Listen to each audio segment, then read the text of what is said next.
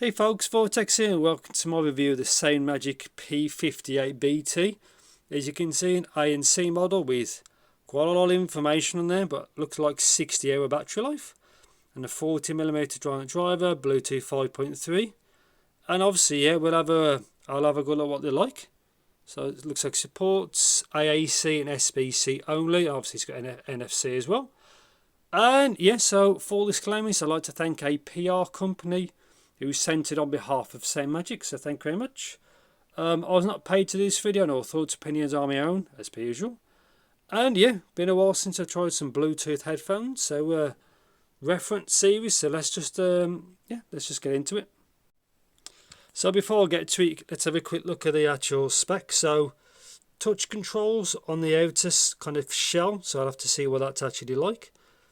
It says good Bluetooth chip, so got cues of that. So SBC ANC, obviously there's all the battery life, 800 milliamp hour battery, there's all the stuff that comes with it. So yeah, I have no idea what these are like. So yeah, so in the next clip I'll open the box. So yeah, let's just get to it.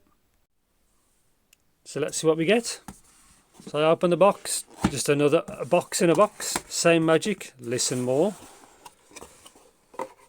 The user manual. Should be common sense, but obviously I'll have a good look at that in a bit. I don't think you even need to use an app for these, so I'll have a look in a bit. So obviously these are upside down. Oh, these look quite nice actually. Get to that in a sec. Soft pouch. I can feel there's a cable in here. Well, two cables. The USB-C. Focus this. USB-A.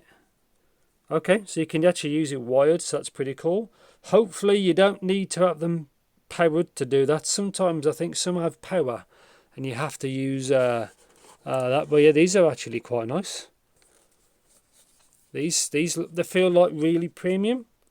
So obviously touch controls, NFC, a little bit of weight to them. Pads aren't that big, as you can see.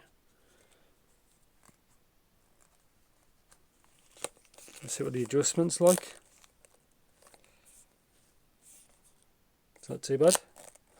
Yeah, they feel really quite premium. Oh, okay, so they fold as well. I like the quite like apart from the little bit of branding, they're quite slick. So yeah, I'll charge these suckers up, see what they're like, and I think that might be it. Yeah, so that's it. So you don't really get that many accessories, but it's all good. So yeah, again, no idea what they're like. Charge these suckers up, and yeah, I'll see you sometime in the future. I have no idea when. So yeah, I'll see you in the next clip. So welcome to my review section of the Soundmagic P58BT ANC. So it's a bit of a name. You know, that's what they look like. Obviously, I've been using them for quite a bit. So that's what they look like. So straight into a negative, you see it starts to bring up like fingerprint grease. Can you see here? Bit on the bottom, you can see there. So that's one thing. Apart from that, out the factory, they look really good kind of finish. So here's another look over the unit, even though you just saw in the previous clip. So obviously you got NFC if you want to do it that way to pair. I used the traditional method. Your controls are all off the left cup, and obviously the button here, 3.5 in, Type C, and the 3.5.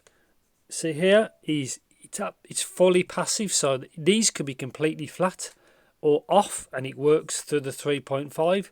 So that's quite a cool feature. I like that it works at least that way. Yeah, so headband seems fine, quite soft. Again, only time will tell to see what this is actually like. Obviously you saw what the adjustments are, so in and out for that. Straightforward. And obviously on the top. So what's it been like using these for quite a few hours? So I'll go straight into like, they got ANC. So they got, before I get into it, they got ambient, the active noise cancellation, they got ambient modes. I found that actually work okay. Obviously, closed back headphones, as you can see, closed back headphones. They already isolate well anyway. I always find that ANC on headphones is better than TWS, just because how it blocks the whole ear out. But it works okay. There's also no app for these, and there's no EQ for these, so it's just what do they give you. I'll get to the sound in a bit, but yeah, ANC and ambient modes on this set are fine. There's a gaming mode as well. It's all in the instructions. The instructions are very comprehensive for these, but it actually works okay. So obviously Type C, as you saw, 3.5. You do everything off the left unit basically. That's to go between the modes. You have to start figuring out left to right. This is the tricky part. Now, if you memorise the controls, this works very well. But there's a lot. This has a lot of functionality, like how you play, pause, volume, up, down, previous track, next track, and all that. It's hard to do it. But if you can master it, it works very well. So if you're a bit of a noob, it will take you a while to learn the control system, but it can do everything basically. Yeah, so sound on this set. So I was expecting, because it's technically one for the mass audience, I was expecting something to be a little bit on the bassier side. This isn't. So this set seems more a bit more of a mid setup over treble and bass. Now, for casual usage or podcasts, this thing's awesome because it's designed for that kind of bracket. Obviously, if you can use it for music and gaming, obviously you can use it for anything really. But yeah, it seems better for that. Anything mid-range seems more prevalent than the bass and the treble. It's not what I was expecting, but it has its perks, obviously has its weaknesses. But for the general public, they might want a bit more low end. Obviously, you have to EQ that in because it just doesn't come with it. So that's that really. So battery life, I think it's up to 60 hours, which is more than enough. It's not class leading, but it's still very good. So and obviously you use ANC, it will take a bit off that as well, and the other modes. But yeah, battery life on this is good. It's just not the best, but it's obviously for normal folks, it's more than enough for stuff like that. Yeah, so critiques on this really is the size of these. So I don't have a large head, and you can see I'm on the smallest size, and it's these they're still a little bit too big for me. Now I have no issues here, but I like if you could go that much smaller, it would suit me. It's just how it sits on the top of my ears. So if you have a really small head, these are no good for you. I think these are perfect for mid if you've got a normal size head, or slightly bigger. If you've got a fat head or a very large head, I don't think these would be a good cup of tea, because you might start to touch here.